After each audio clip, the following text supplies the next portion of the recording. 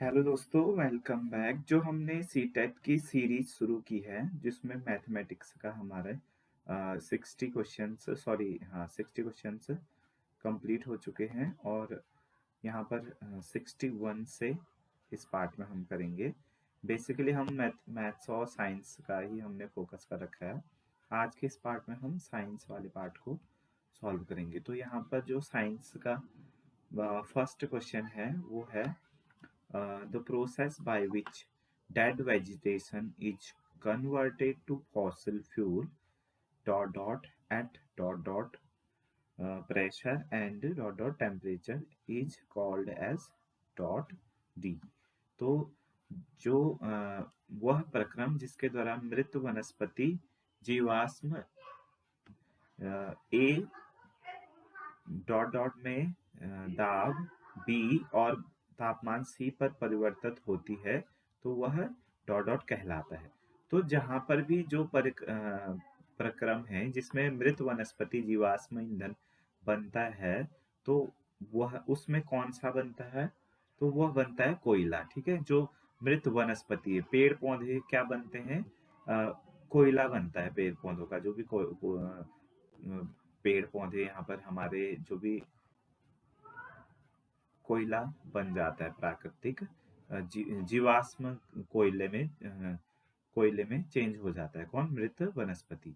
तो इसके लिए किस टाइप का प्रेशर चाहिए होता है? उच्च दाब चाहिए होता है। ठीक है, उच्च दाब और उच्च ताप, टेम्परेचर भी उच्च चाहिए होता है। और इस प्रोसेस को क्या बोलते हैं? तो डॉट डॉट कहलाता है। तो कार्बनीकरण कहलाता है ये प्रोसेस। ठीक है, तो option number 3 will be the right answer for this question number 61। ठीक है, तो आगे बढ़ेंगे। Question number 62। मृदा के एक नमूने को जल के साथ मिलाया गया। ठीक है, एक मृदा मतलब मिट्टी का एक नमूना है, उसको जल पानी में दिया गया जिसने पीएच पत्र को पीला नारंगी कर दिया। ठीक है, पीएच पत्र को कैसा कर दिया? पीला नारंगी कर दिया। निम्नलिखित में से कौन सा अब पीएच पत्र का रंग नीला कर देगा? ठीक है, तो दो चीजें होती है। एक होती है हमारे पास अम्ल, ठीक है, जो पीएच पेपर को लाल कलर कर देता है। ठीक है, और यहाँ पर पूछा गया है कि नीला कर देगा। तो जो क्षार होता है वह पीएच पेपर को क्या कर देता है? नीला कर देता है। ठीक है, तो हमें कौन यहाँ पर देखना पड़ेगा कि कौन क्षार है। नींबू का रस सिट्रिक है, सॉरी एसिडिक है। सिरका भी एसिडिक है, मतलब अम्लीय है। साधारण नमक को हम किस में रखेंगे? क्षार की कैटेगरी में रख सकते हैं आई थिंक। देखिए, NaCl को कैसे रखेंगे? NaCl नमक होता है ना, तो इसको अभी देखते हैं। अभी देखिए, यहाँ पर एक ऑप्शन है मिल्क ऑफ मैग्नीशिया। तो मिल्क ऑफ मैग्नीशिया क्या होता है? क्षार होता है। ठीक है, तो ये हमेशा ध्यान रखिएगा। मिल्क ऑफ मैग्नीशिया क्या होता है? क्षार होता है। तो ये पीएच पेपर को लाल को नीला कर देगा। ठीक है, यहाँ पर NaCl भी था, तो यह अम्लीय, न अम्लीय है न क्षारीय है, यह लवण में काउंट होता है। ठीक है, तो इसका राइट आंसर हो जाएगा option number 4। Milk of magnesia क्या होता है? क्षारीय होता है या क्षार होता है, जो पीएच पेपर को नीला कर देता है। ठीक है, बनेंगे क्वेश्चन नंबर 63। फ्यूज तार बनाने के लिए निम्नलिखित में से आप किसका चयन करोगे? फ्यूज मतलब जो जैसे घरों में फ्यूज बनाते हैं तो हम तार, उसके बीच में एक पतली सी तार होती है। ठीक है, अब इसको बनाने में क्या क्या चीजों का ध्यान रखा जाता है?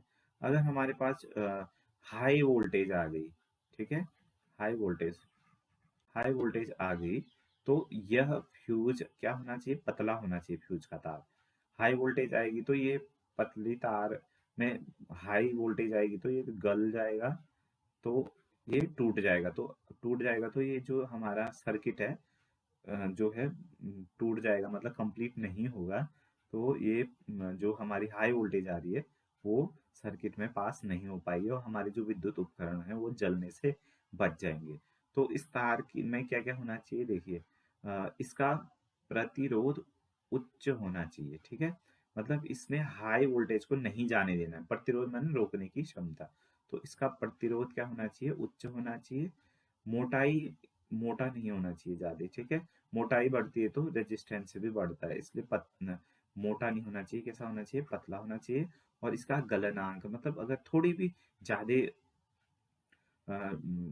वोल्टेज आ गई तो वो गल जाना चाहिए, तो गलना के इसका क्या होना चाहिए? निम्न, मतलब जल्दी गल जाए।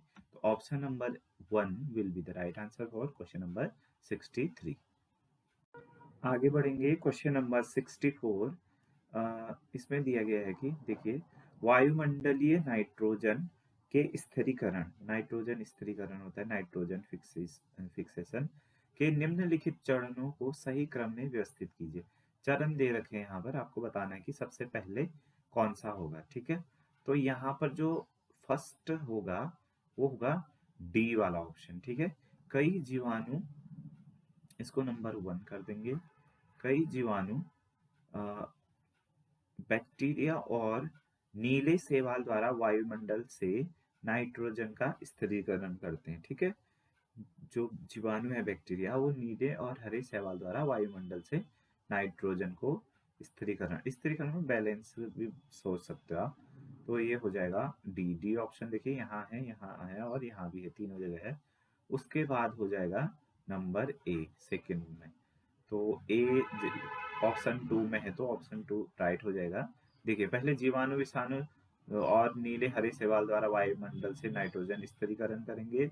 पौधों के जड़ द्वारा नाइट्रोजन के यौगिक को क्या हो जाएगा उसके बाद? ग्रहण करेंगे, ठीक है? वही नाइट्रोजन वो पेड़ पौधे ग्रहण कर लेंगे। उसके बाद पादप प्रोटीन और अन्य यौगिकों का संश्लेषण, ठीक है? वो लोग क्या करेंगे? पादप प्रोटीन जो पौधों ने ग्रहण किया था उनको प्रोटीन और यौगिकों में बदल देंगे। और क्या होगा फिर? वो पौधा भी एक टाइम बाद मर जाएगा। तो क्या हो जाएगा?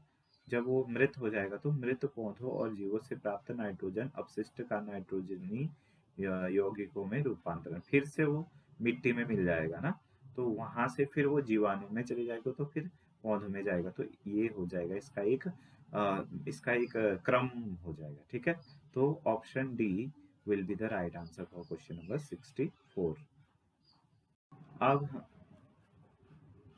के बाद जो क्वेश्चन करना है वो है 65 वाला, और इसमें बताना है कि किसी शहर का विभिन्न महीनों के लिए निम्नलिखित मौसम चार्ट है, किस महीने में वाष्पन की दर उच्चतम होगी? वाष्पन का मतलब होता है कि जैसे पानी कितनी जल्दी, उच्चतम मतलब पानी का भाप बनना ही वाष्पन होता है। तो उसकी दर मतलब उसकी रेट सबसे ज्यादा कौन से मौसम में होगी, ठीक है? तो हम नॉर्मली देखते हैं कि जब हमारा गर्मियों के टाइम पे टेम्परेचर ज़्यादा होता है तो पानी जो है जल्दी भाप बन जाता है, तो वाष्पन की दर क्या होती है? उच्चतम होती है। तो यहाँ पर जो टेम्परेचर दिया गया है वो है 26, 27 और यहाँ पर है 29। तो जो राइट ऑप्शन हो जाएगा option number A B, sorry 1 हो जाएगा। बी महीना, टेम्परेचर 29 डिग्री सेल्सियस, हवा की चाल 2.91 और आर्द्रता 72.33। इसमें वाष्पन की दर क्या होगी? मैक्सिमम होगी, ठीक है? So option number 1 will be the right answer for question number 65। Number 66, निम्नलिखित में से कौन सा कथन किसी पुष्प में लैंगिक जनन की घटनाओं के क्रम के लिए सही है, ठीक है? तो इसमें से हमें बताने की कौन सा कथन सही है। तो इसमें कौन सा वाला ऑप्शन राइट हो जाएगा? देखिए, ऑप्शन नंबर 1 है परागण के पूर्व और निषेचन के पश्चात भ्रूण बनता है, ठीक है?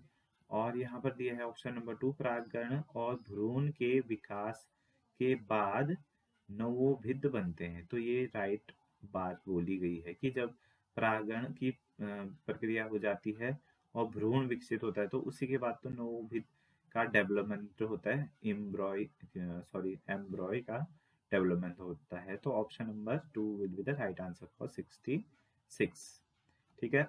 उसके बाद क्वेश्चन नंबर 67 है, निम्नलिखित में से कौन सा कथन अंतःस्रावी ग्रंथियों के विषय में सत्य नहीं है, ठीक है? जो सत्य नहीं है उसको बताना है। अंतःस्रावी ग्रंथियां वाहिनियों द्वारा हार्मोन का स्राव करती है, ठीक है? पीयूष ग्रंथि मस्तिष्क से जुड़ी होती है, ये तो राइट है। अंतःस्रावी ग्रंथियां हार्मोनों का स्राव करती है, ये भी राइट है। और अग्न्याशय और अधिवृक्क अंतःस्रावी ग्रंथियां हैं। पैनक्रियाज और एड्रिनल जो है एंडोक्रीन ग्लैंड है, ठीक है, अंतःस्रावी ग्रंथियां हैं, तो ये भी सही है। तो ऑप्शन नंबर 1 क्या है? अंतःस्रावी ग्रंथियां वाहिनियों द्वारा हार्मोन का स्राव करती है। तो endocrine glands creates hormone through ducts, तो ये वाला ऑप्शन क्या हो जाएगा? रॉन्ग हो जाएगा। तो option number 1 will the right answer for question number 67। Question number 68, हाँ, वन नाशन वन कटाई बाढ़ का कारण हो सकता है, ठीक है। वन कटाई से जल की अंतः स्यंदन दर घट जाती है, ठीक है।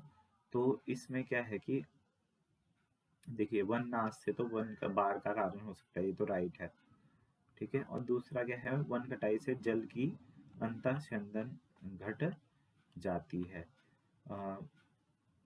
The infiltration rate of water is reduced due to deforestation, तो यह दोनों ही तर्क, सॉरी, अभिकथन और तर्क सत्य है, तो option number 4 will be the right answer, ठीक है।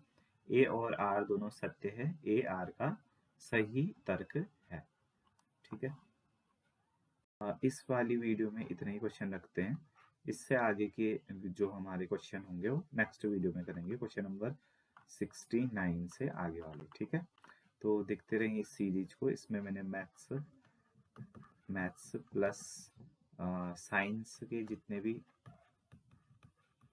हमारे क्वेश्चन हैं सी टेट से रिलेटेड, हम उसको कवर करेंगे और आपको एक रफ आइडिया, क्या हल्का फुल्का नॉलेज हो जाएगा कि किस प्रकार से सी टेट 2026 आपको क्वेश्चन पूछने वाला है, ठीक है।